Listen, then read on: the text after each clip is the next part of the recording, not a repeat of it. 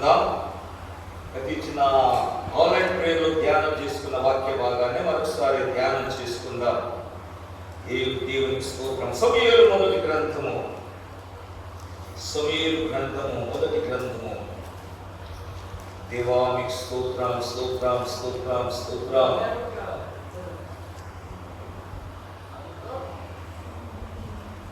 హల్లెలూయా, హల్లెలూయా, హల్లెలూయా.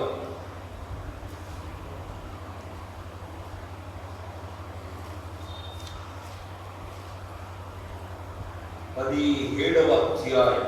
సమూయేలు మొదటి గ్రంథము 17వ అధ్యాయం 32వ వచనాన్ని ఒకసారి మనం చదువుకుందాం. 32వ వచనం చదివారు. ఈ ఫిలిష్తీయుని బట్టి ఎవరి మనసును కృంగ నిమిత్తము లేదు, మీ దాసుడైన నేను వానితో పోట్లాడుతునని దావీదు సౌలుతో అనగా. చాలు చాలు. దేవుని పరిశుద్ధ నామమునకు స్తోత్రం కలుగును గాక. దేవుని బిడ్డలారా, ఒక వ్యక్తిని బట్టి ఇశ్రాయేలు ప్రజలందరూ కూడా భయపడుతున్నారు, అందరూ కూడా బెదిరిపోతున్నారు. ఆ వ్యక్తి పేరు గొలియాతు. వాడు ఇశ్రాయేలీయుడు కాడు, ఫిలిష్తీయుడు. దేవుని ప్రజలకు విరోధి అయిన వాడు, లోకస్తుడు, ఫిలిష్తీయుడు. ఆ ఫిలిష్తీయుల సైన్యమంతా కూడా ఇశ్రాయేలు పైకి, దేవుని ప్రజల పైకి యుద్ధానికి వచ్చారు.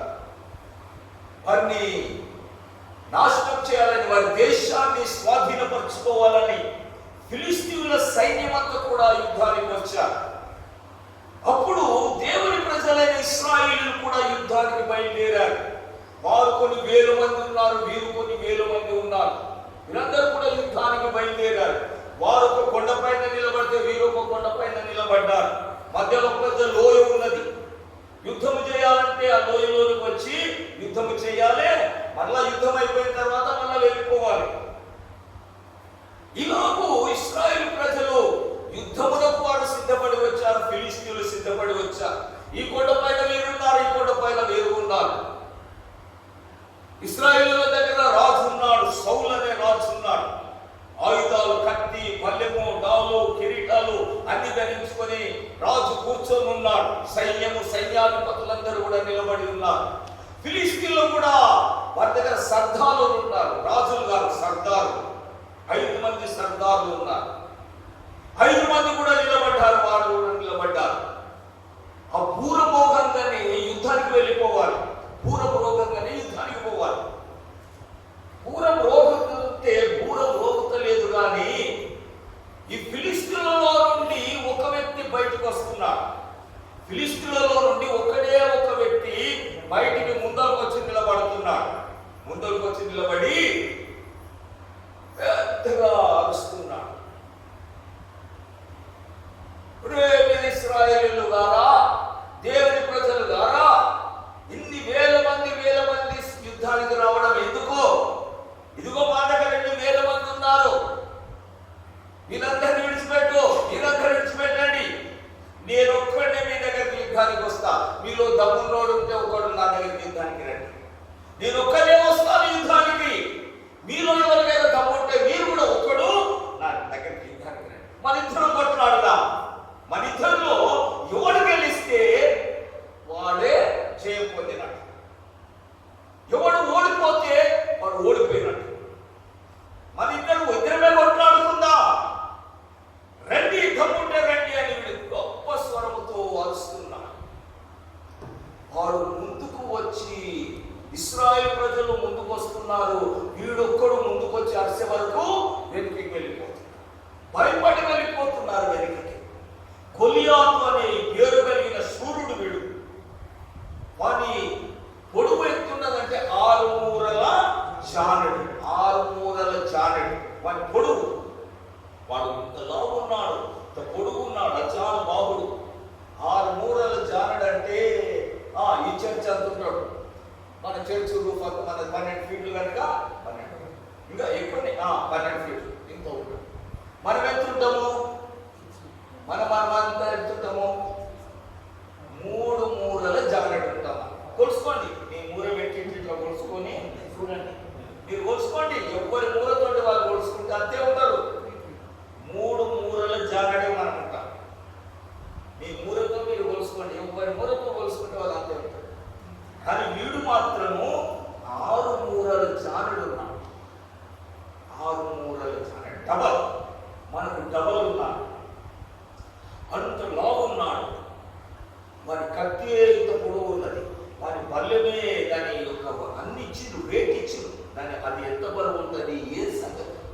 వారి డాలు వారి ముందర ఒకడు మోసుకొని వస్తున్నాడట.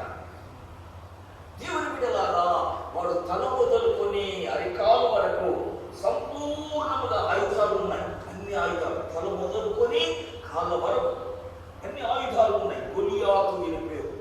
వీడు వచ్చి ఒక్క కేక వేసాకనే ఇశ్రాయేలులందరూ వెలికి పారిపోతున్నారు, భయపడిపోతున్నారు.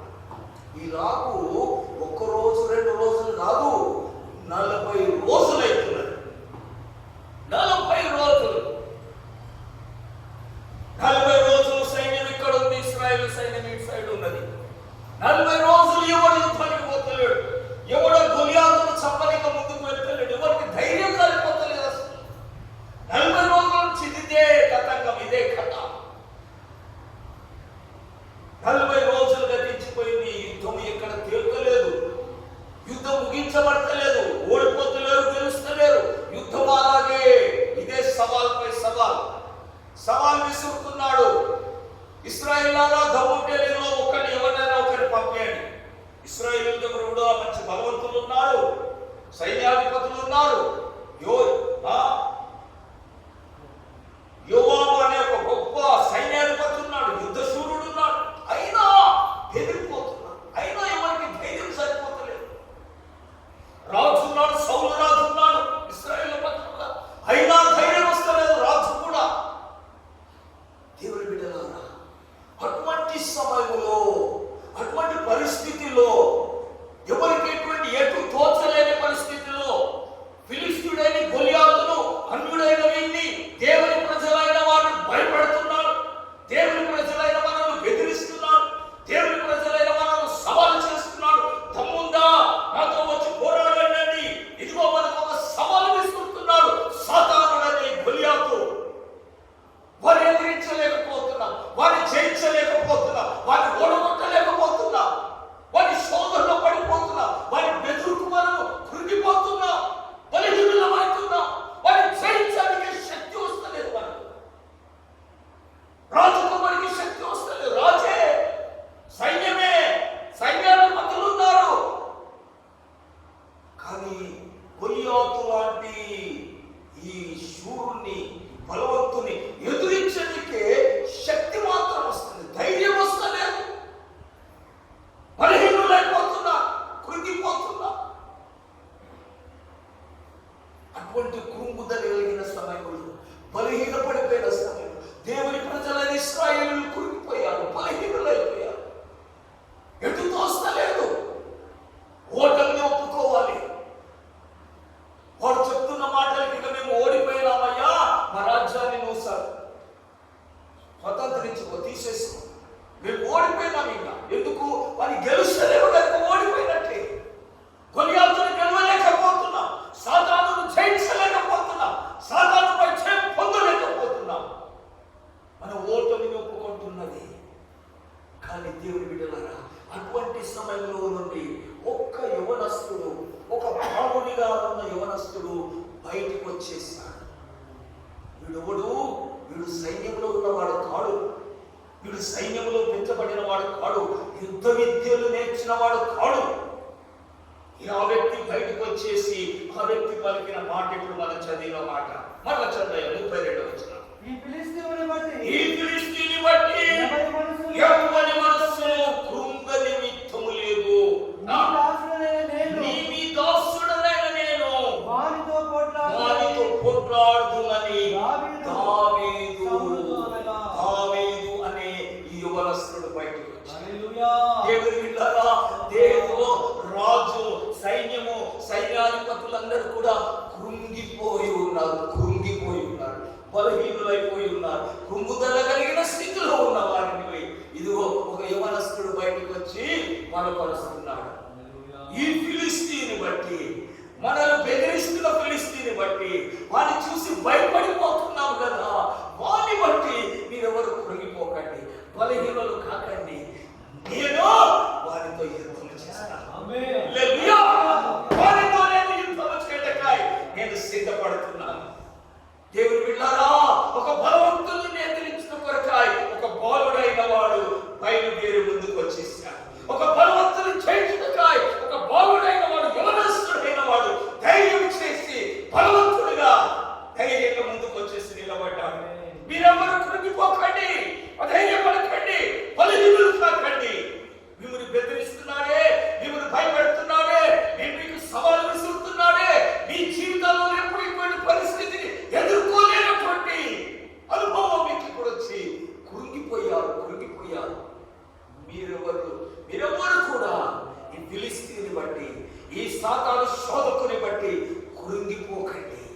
అధైర్యపడకండి, బలహీనులు కాకండి.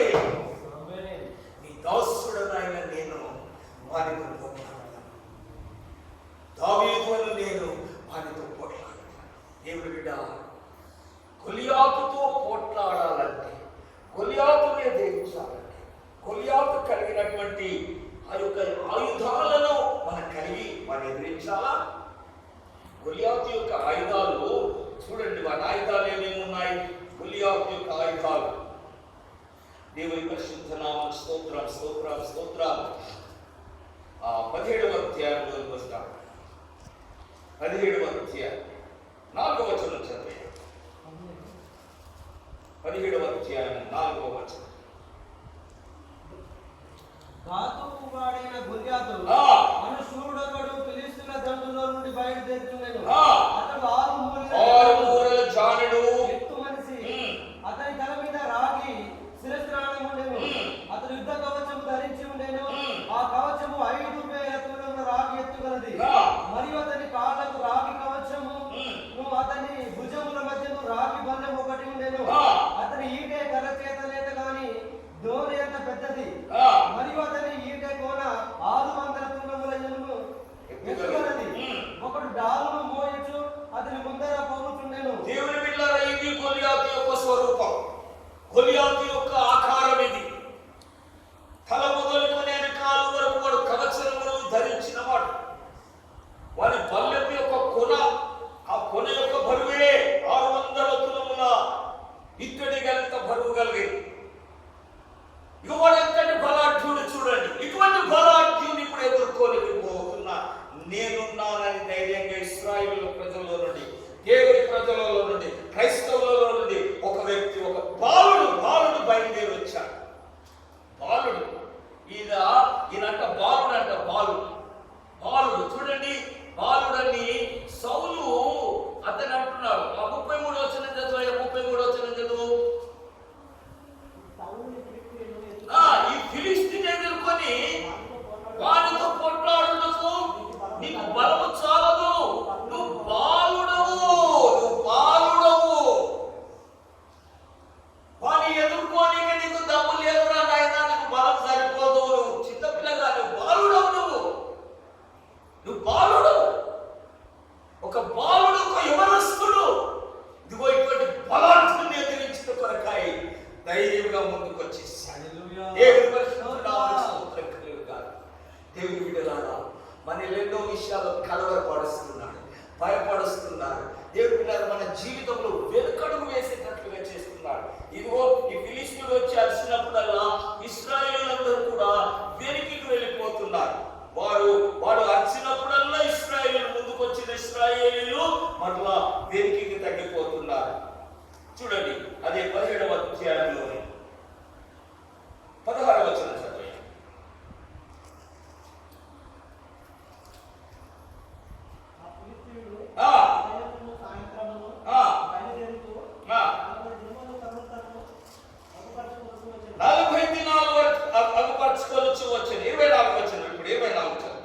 ఇశ్రాయేలీయులందరూ ఆ మనుషుని చూసి మిక్కిలి భయపడి వారి ఎదుట నుండి పారిపోగా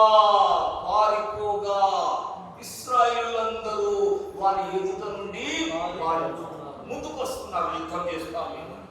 వాడు వచ్చి నిలబడంగానే ఇశ్రాయేలీయులందరూ వెనక్కి వెళ్ళి దేవుని బిడ్డలారా భయపడుతున్నారు, కలవరపడుతున్నారు. ఏం చేయాలో తోచడం లేదు, ఏం చేయాలో అర్థం కావట్లేదు. వీరి మాటలు, వీరి బెదిరింపులకు మేము ఎలా యుద్ధం చేయాలి? వారితో వెళ్ళి యుద్ధం చేసేటంత శక్తివంతులు ఎవరు లేరు.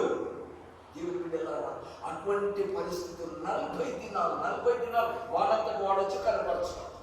40 దినాలు వచ్చి కనపరచుకోవాలి.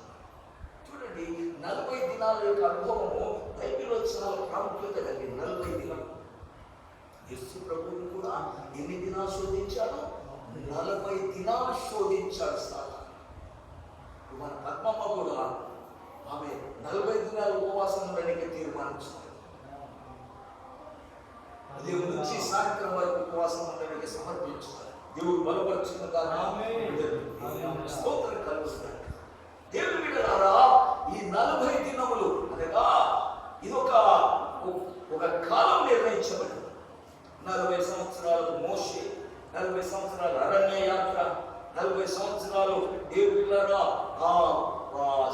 పర్వతం పైన ఉండడం, 40 డేస్ ప్రభు 40 దినాలు శోధించబడడం, 40 సంవత్సరాలకు దావీదు రాజు కావడం, 40 సంవత్సరాలకు దావీదు పరిపాలించడం, ఇలాగూ 40 దేవుని పిల్లలారా 40 దినాలు శోధకుడు గొలియాతు అనే శోధకుడు శోధిస్తూ ఉన్నాడు, భయపెడుతున్నాడు. దేవుని ప్రజలు కలవరపడుతున్నారు, భయపడుతున్నారు. ఈ కలవరంలో నుండి, భయంలో నుండి వీరిని విడిపించిన కొరకాయ, వీరికి సహాయం చేయడం కొరకాయ దేవుని ప్రజల పక్షముగా, క్రైస్తవుల పక్షముగా సాతానుతో పోరాడుట కొరకాయ, సాతానుతో యుద్ధము చేయడం కొరకాయ, బెదిరిస్తున్నటువంటి సాతాను ఒక బలమును అణచుట కొరకాయ ఒక్క యవనస్తుడు బయలుదేరాడు, వానొకడు బయలుదేరాడు. దేవునికి స్తోత్రం. ఈ ఫిలిష్తీయుని బట్టి యెహోవా మనస్సు కృంగని నిమిత్తము లేదు. నేను వానితో పోట్లాడుతాను, నేను వానిని ఎదిరిస్తాను, వానితో నేను యుద్ధము చేస్తాను, వానిని నేను జయిస్తాను. హల్లెలూయా. అపవాది యొక్క తంత్రములను, అపవాది యొక్క శక్తులను జయించటకై శక్తివంతులు కాబట్ట కొరకై ఒక యవనస్తుడు బయలుదేరాడు. దేవునికి స్తోత్రం. గొలియాతు దగ్గర ఉన్నట్టు ఇదిగో తల మొదలుకొని అరికాల వరకు దావీదు దగ్గర ఏమైనా ఉన్నాయా? ఏమీ లేవు, ఏమీ లేవు. చేతిలో ఒక కట్టె ఉంది, ఇంకో చేతిలో ఒక వడిసెల ఉన్నది. గొర్రెలు కాసుకుంటాడు, గొర్రెలు కాసుకునే దావీదు బాలుడు, వనస్తుడు. అంతకు మించి ఏమీ లేవు. దేవుడు విన్నారా? అటువంటి దావీదు వెళ్ళిపోతున్నట్టే ఇదిగో సౌలు దావీదును అభ్యంతరపరచంటాడు. ఒరే నాయనా, నీకు చేతగాదురా బాబు, వాడు బాల్యం నుండి యుద్ధాభ్యాసం చేసిన వాడు, నువ్వు మాతో పోట్లాడలేవు అని సౌలు దావీదును అభ్యంతరపరిచాడు. దేవుడి బిడ్డలారా, అప్పుడు సౌలును దావీదు బలపరుస్తున్నాడు. రాజును, భయపడుతున్న రాజును ఒక గొర్రెలను కాసుకునే ఒక గొర్రెల కాపరి, ఒక యవనస్తుడు, యుద్ధములు తెలియని వాడు, యుద్ధం ఎలాగో చేయాలో తెలియదు, కత్తి ఎలా పట్టుకోవాలో తెలియదు, బల్లెని ఎలా పట్టుకోవాలో తెలియదు. కానీ రాజును, యుద్ధములు చేయగలిగిన రాజును బలపరుస్తున్నాడు. అయ్యా రాజా, ఆ బలాలు, ఆ యుద్ధాలు నాకు తెలియదు, కానీ నా దగ్గర ఇంకో ఒక యుద్ధ విద్య ఉంది. నేను యుద్ధము చేసే విద్య ఇంకొకటి ఉన్నదయ్యా.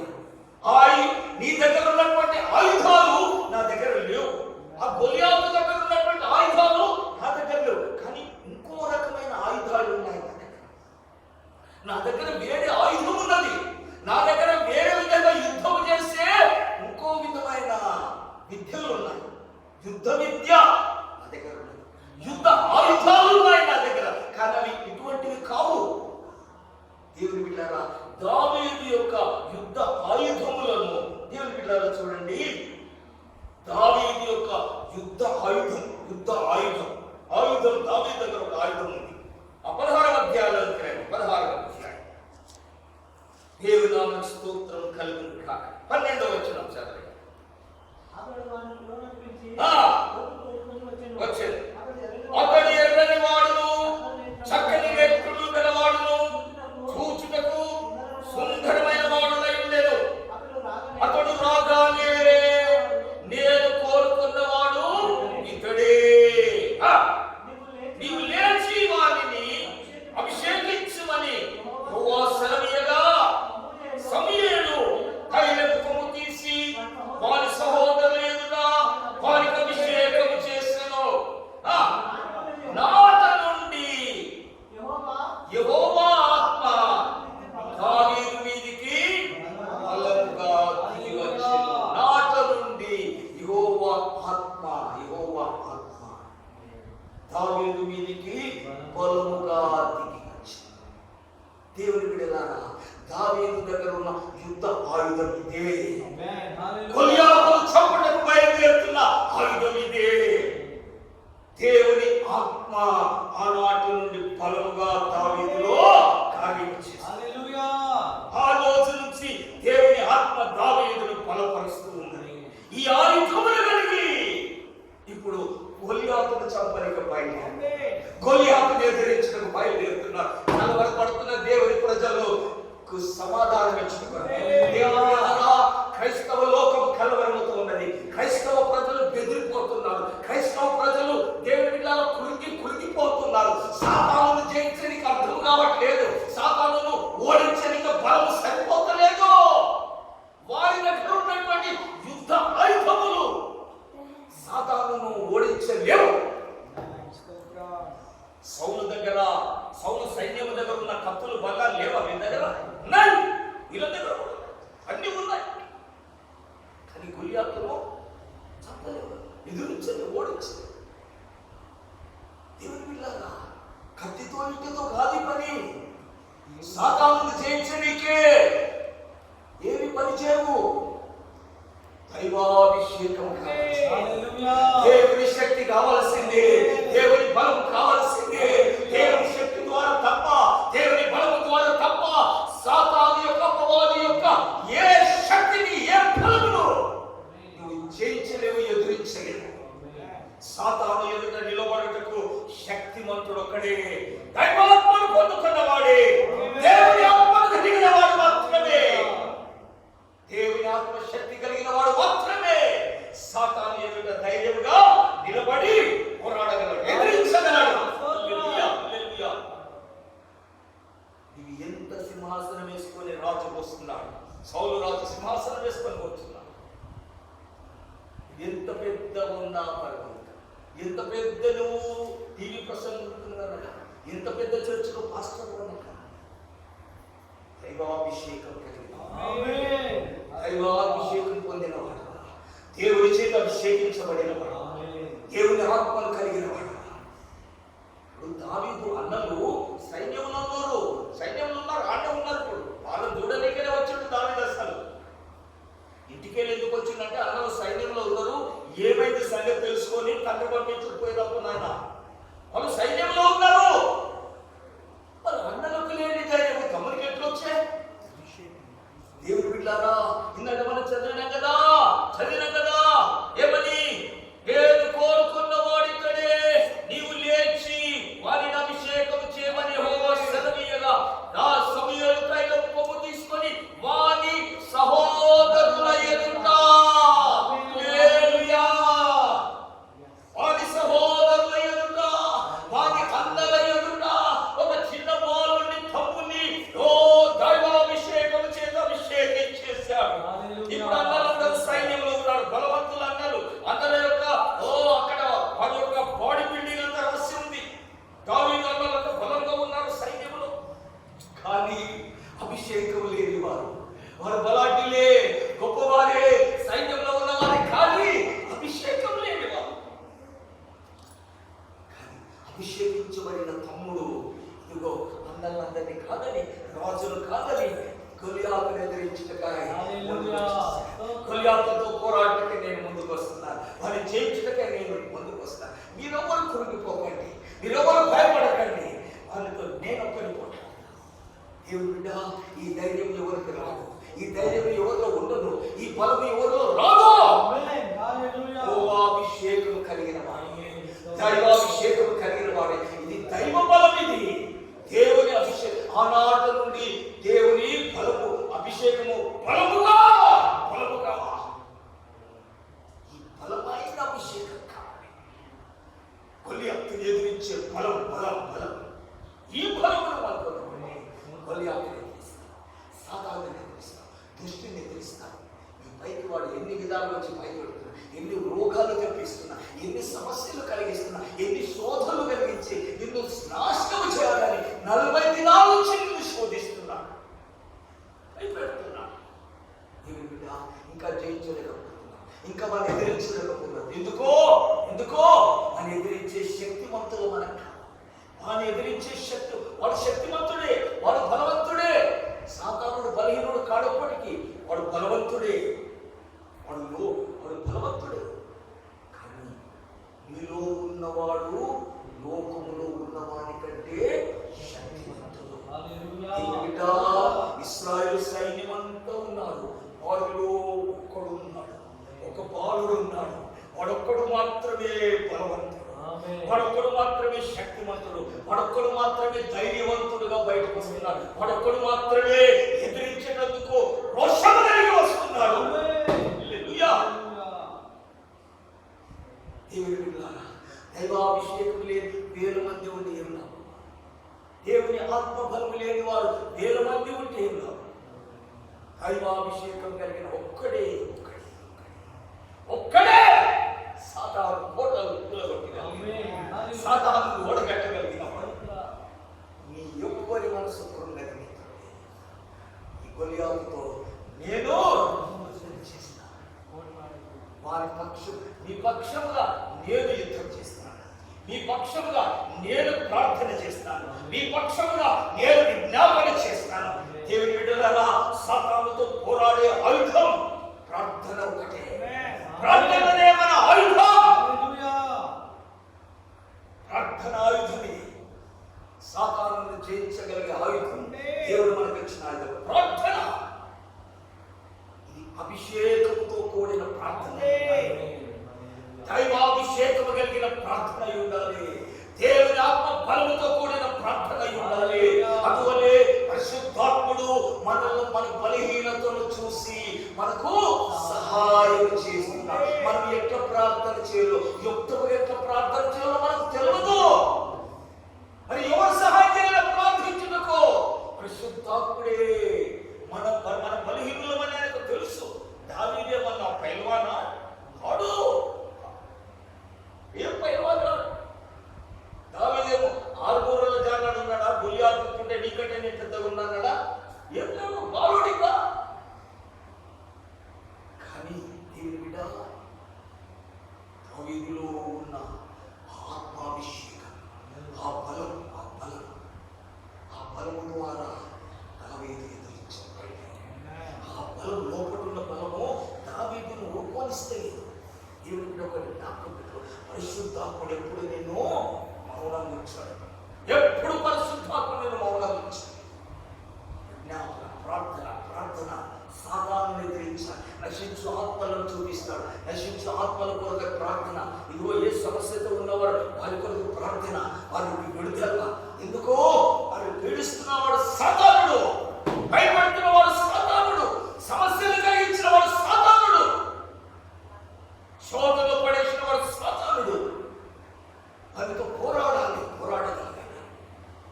అభిషేకించబడిన దావీదు వాళ్ళే లేవాలి, దావీదులు లేవాలి, దావీదు ప్రార్థించాలి.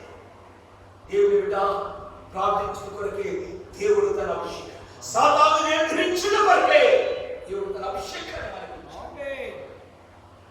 సౌలు యొక్క మొట్టమొదటి అనుభవంలోనికి, దావీదు యొక్క మొట్టమొదటి అనుభవంలోనికి ప్రజలందరికీ తెలియపరచిన కొరకాలి దేవుడు సైన్యంలో ఒకటి పంపించాడు.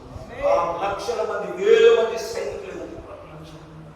ఇప్పుడు దావీదు గొలియాతు నేను హతమారుస్తానయ్యా, వారిని నేను చంపేస్తానంటే సౌలు రాజు అభ్యంతరపరిచాడు, ఇశ్రాయేలు రాజు అభ్యంతరపరిచాడు. కొన్నిసార్లు సంఘంలో కొన్ని బిడ్డలు ఉంటారు, మేము ప్రార్థన చేసుకుంటామయ్యా, మేము పరిచయం కాదు, కొంచెం పాస్టర్లు అంటే ఇస్తారు, పాస్టర్లు కొంచెం ఆఫ్ చేస్తారు, అవును చేస్తారు. కొన్ని విషయాలు ఉంటే వాళ్ళు కూడా క్రెడిట్ రాకూడదని అంటారు. దేవుని కార్యం జరగాలని ఉండదు. మాకంటే మంచి పేరు వస్తుంది, ఆయన ప్రార్థన చేస్తూ బాగా అవుతుంది అంటే అది పాస్టర్కి ఇష్టం ఉండదు, కొన్నిసార్లు ఇష్టం ఉండదు.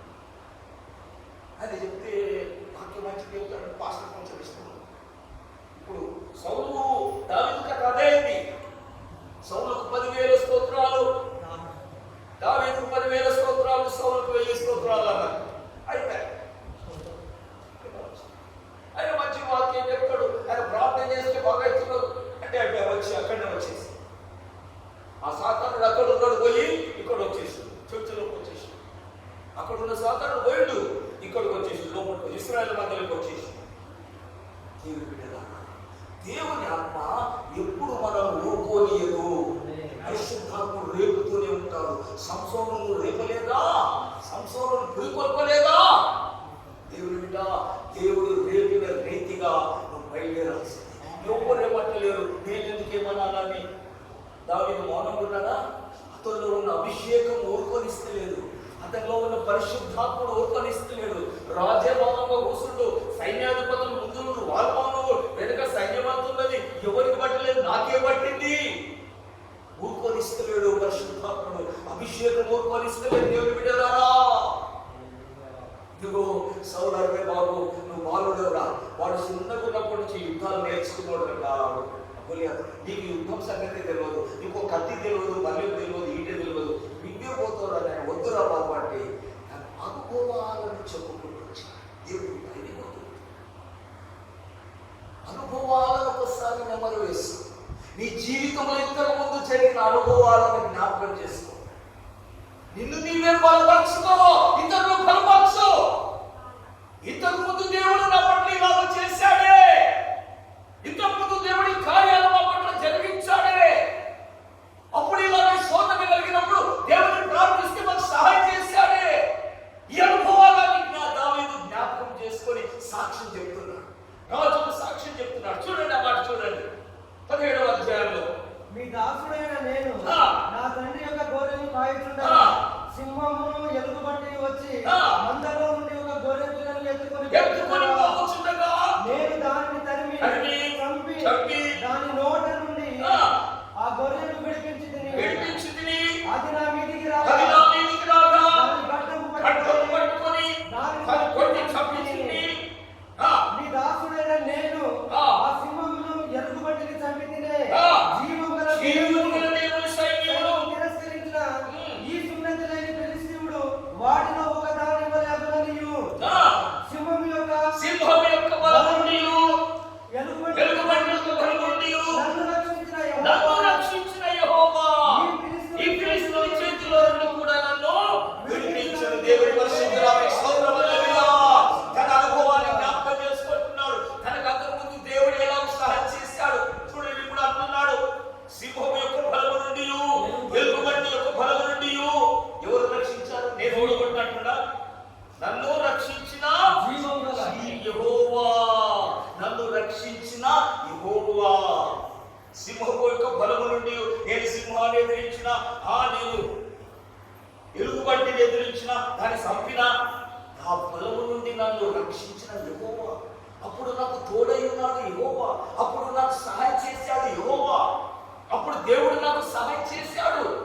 అలా సహాయం చేసిన దేవుడే, సింహము నుండి తప్పించిన దేవుడే, ఎలుగుబంటి నుండి తప్పించిన దేవుడే, దాన్ని చంపుటకు శక్తినిచ్చిన దేవుడే. ఈ ఫిలిష్తీయుని కూడా చంపుటకు నాకు సహాయం దయచేస్తాడు. ఈ ఫిలిష్తీయుని కూడా ఓడించుటకు నాకు సహాయం దయచేస్తాడు. దేవుడు ఏ చిన్న సహాయం దేవుడికి చేయలేదా ఇంతకుముందు? ఏ చిన్న మేలు దేవుడికి చేయలేదా ఇంతకుముందు? ఇప్పుడు ఈ సమస్యలు వచ్చే మీరు కృంగిపోతున్నావా? ఇప్పుడు ఈ సమస్యలు వచ్చే మీరు బలహీన పడుతున్నావా? అధైర్యం పడుతున్నావా? అప్పుడు సహాయం చేసిన దేవుడు ఇప్పుడు ఆయన శక్తి తక్కువైపోయిందా? అప్పుడు బలవంతుడై ఉండే వాళ్ళ దేవుడు ఇప్పుడు బలహీనుడయ్యారా? నీ విశ్వాసం బలహీనం అయిపోయింది. నీ విశ్వాసంలో కృంగిపోయినావు. నీ విశ్వాసాన్ని బట్టి అవిశ్వాసిగా మారిపోయి నువ్వు బలహీనుడవయ్యావు. కానీ దేవుని శక్తి ఎప్పుడు తక్కువ కాదు. దేవుని శక్తి ఎప్పుడు తక్కువ. నిన్న నేడు నిరంతరం అని ఏకరీతిగా ఉండే దేవుడు. మన శక్తి, మన యొక్క విశ్వాసాన్ని బట్టి మనం బలహీనులు. మనం ఎప్పుడు బలహీనలో మొత్తం సాతానుడు అటాక్ చేస్తాడు. ఆ సాతానుడు మన పైకి వస్తాడు, రోగాలు తెస్తాడు, సమస్యలు తెస్తాడు, ఇబ్బందులు తెస్తాడు, ఇరుకులు తెస్తాడు. వచ్చిన అభిషేకాన్ని మరొకసారి పునర్జీవించేస్తాడు, మరొకసారి దాన్ని లేదు, మరొకసారి దాన్ని బలపరచు. అది నువ్వు పూరుకొల్పుచుండగా నువ్వు దాగి ఉండడానికి వీలు లేదు. దావీదు సైన్యమంతటిని చెదిరించుకొని వాటిలో నుండి మధ్యలో నుండి దూరి బయటకు వచ్చేసాడు. దేవుని బిడ్డ నేను దేవుని బిడ్డ అరే నీ చాతగా బాగుంది వాళ్ళు లేకుండా వాడేమో అంత అచాత బాగుంటున్నాడు. వాళ్ళ దగ్గర ఉన్న కత్తి అంత హైట్ కూడా నువ్వు లేవు ఆయన, నువ్వెక్కడ పోతావురా బాబు అని దావీదు నా ధైర్యపరిచాడు. రాజా రాజా ఇదిగో నా తండ్రి గొర్రెలు కాస్త ఒక్క గొర్రె పిల్లని ఎత్తుకొని పోతుంది సింహం. మొదటికొని లేకున్నాడా? ఆ గొర్రె పిల్ల కొరకాయ నేను దాన్ని తరిగాను, దాన్ని నీడ పట్టాను. దాని నోటిలో ఉండి సింహపు నోటిలో నుండి తీయడం అంటే అంత ఈజీనా? గొర్రె తీస్తే కానీ బయటికి ఇవ్వదు. ఆ నోరును తీసి గొర్రె పిల్లను రక్షించుకోవచ్చు. అప్పుడు సింహం గొర్రె పిల్ల మీద కాదు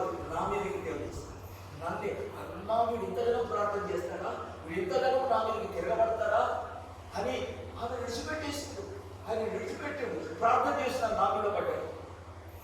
ప్రార్థన చేస్తున్నా, ఇంత ప్రార్థన చేసి మనకు వచ్చిన రోగం పోగొడుతుంది, దయ్యాలు పోగొడుతుంది.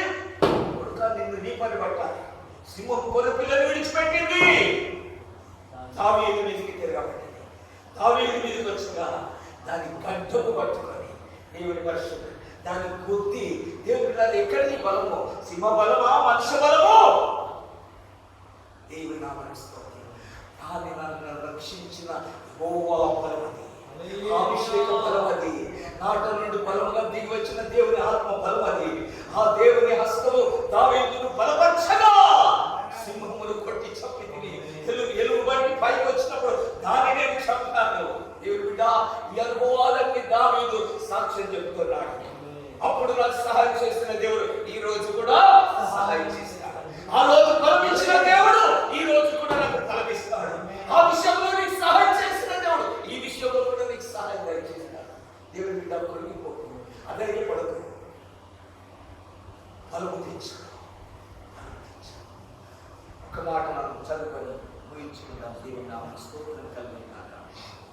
దావీదు ఫిలిష్తీయుని మీదకి పోయినప్పుడు ఫిలిష్తీయులు అంటున్న ఒక మాటను మనం జ్ఞాపకం చేసుకుందాం. దేవునికి స్తోత్రం. 44వ వచనం, నా దగ్గరకు రమ్ము, నీ మాంసమును ఆకాశ పక్షులకును భూమృగములకును ఇచ్చివేదునని ఆ ఫిలిష్తీయుడు దావీదు నీవు కత్తియు ఈటెయు బల్లెమును ధరించుకొని నా మీదికి వచ్చుచున్నావే. అయితే నీవు తిరస్కరించిన ఇశ్రాయేలీయుల సైన్యములకు యెహోవా పేరట నేను నీ మీదికి వచ్చుచున్నాను. కత్తి, ఈటె, బల్లెము, డాలు ఏవేవో ధరించుకొని నా మీదకి వస్తున్నావే. నేను కూడా నీ మీదకి వస్తున్నాను. కానీ ఏం ధరించుకొని వస్తున్నాడు? జీవము గల సైన్యములకు అధిపత్యము యెహోవా నామము. కానీ పేరు, ఆ పేరును స్మరించుకుంటూ వస్తున్నాడు. యేసు నామం, యేసు నామం, యేసు నామం, యేసు రక్తం, యేసుయే ఈ నామమును ధరించుకున్నాడు. వాడేమో అవన్నీ కవచం ధరించుకున్నాడు, బల్యం ధరించుకున్నాడు. వాడు మొత్తం ఒంటి నిండలమే ఉన్నాయి, ధరించుకున్నాడు. బట్టలు ధరించుకున్నట్లు అవి ధరించుకున్నాడు. దావీదు కూడా ధరించుకున్నాడు. ఏంటిదని? యేసు నామమే, పేరొక్కటే ధరించుకున్నాడు. జీవము కలిగిన సైన్యములకు అధిపతికి యెహోవా నామములో నేను కూడా వస్తున్నాను. దేవుని బిడ్డ, యేసు రక్తము ద్వారా విమోచించబడింది, యేసు ఆత్మ ద్వారా అభిషేకించబడింది. సాతాను నేర్పడంలో, సాతాను ఎదురులో లేచి, సాతాను కృంగుదలను లేచి, జీవము కలిగిన దేవుని నామం, ఈ నామాన్ని ఎప్పుడు స్మరించు. ఈ నామం ఏ నామం? ఏ నామం ఇది? ఇశ్రాయేలు సైన్యములకు అధిపతి ఇశ్రాయేలు దేవుని నామం. ఏంటిది ఇశ్రాయేలు సైన్యం? ఎర్ర సముద్రం చేర్చిన ఇశ్రాయేలీల దేవుడు. ఆ దేవుడు సముద్రంలో పైకి చూస్తాడా? ఆ దేవుడు ఇశ్రాయేలు, ఆ సైన్యమును నడిపించినది. ఐగుప్తు సైన్యమంతటి ఎర్ర సముద్రంలో ముంచి వేసిన దేవుడు ఆ దేవుడు ఇశ్రాయేలు. ఆకాశంలో, అరణ్యంలో, ఎడారిలో తిండి లేకపోతే ఆకాశము నుండి అన్నాను తిండిని కురిపించిన దేవుడు ఆ దేవుడు ఇశ్రాయేలు దేవుడు. నీళ్లు లేకపోతే బండలో నుండి నీళ్లు రప్పించిన దేవుడు ఆ దేవుడు ఇశ్రాయేలు దేవుడు. దేవుని బిడ్డ, ఈ దేవుడు ఈ యేసు రోగులను స్వస్థపరిచిన యేసు, దయ్యములను వెళ్ళగొట్టిన యేసు, దేవుని పిల్లల పక్షపాతం కలిగిన వారిని లేపిన యేసు, మృతులను సైతము బ్రతికించిన యేసు. ఈ యేసు నామమే, ఈ నామమే. ఇంటి బంగారాలు తెలియవయ్యా మా కలిగి నేను ఇస్తున్నామని పేతురు యోహానులు కొంటి మాట్లాడుతున్నారు. అయ్యా పైసలు ఇస్తావేమని చూస్తే పైసలు గిసలు లేవు, మా దగ్గర ఏమున్నది? యేసు నామం ఉన్నది. యేసు నామములో లేచి నడు. కుంటివారిని బాగు చేయనికే, కుంటివారిని స్వస్థపరచనికే ఏ ఆపరేషన్ అవసరం లేదు. యేసు నామములో ఆ నామమును ధరించుకో. నామం ఉంది. ఎన్నో సంవత్సరాల నుంచి బలహీనుడై అక్కడనే పడిపోయింది, మెట్ల దగ్గరనే వస్తుంది. ఎన్నో సంవత్సరాలు వారిని నేడు బ్రతికించాలి, నేడు రేపు మందిరానికి నడిపించాలి. వాడు లేచి గంతులు వేసి వారితో పాటు మందిరంలోకి వెళ్ళిపోయాడు, దేవుని సన్నిధిలో ఆరాధనకు వెళ్ళిపోయాడు. దేవుని బిడ్డ, దైవాత్మ కలిగిన దేవుని బిడ్డ, దేవుని ఆత్మ ద్వారా తప్ప ఏ కార్యం చేయదు. సాతాను ఓడించాలంటే దేవుని ఆత్మ, పరిశుద్ధాత్మ అభిషేకమే. లోకమందు వేల లక్షల మంది క్రైస్తవులు ఉన్నారు. చివరికి రావాల్సింది ఆత్మను పొందుకున్న వారి దగ్గర వచ్చి అడగాల్సిందే, వాళ్ళ దగ్గర వచ్చి స్వస్థత పొందాల్సింది, వాని ద్వారా ప్రార్థన చేయించుకోవాల్సింది, వాని ద్వారా విడుదల పొందాల్సింది. దీనికి మించిన మార్గం ఒకటి లేదు లేదు లేదు. ఎంత తిరిగిరా ఇక్కడ పోయి ఇక్కడ సాతాను బంధకం నుంచి విడుదల కలిగించాలి. అభిషేకించబడిన వాడు కావాల్సింది, దైవాభిషేకం పొందిన వాడు కావాల్సింది. దేవుడు వాడు ఒంటరి అయిన వాడు 10,000 సైన్యం, 10 లక్షల 10,000 మంది సైన్యం ఏ కావాలి, ఒక్కడ అభిషేకించబడిన వాడు దేవుని నామములు చేయబోతున్న ప్రార్థన చేస్తున్నాం. దేవుడి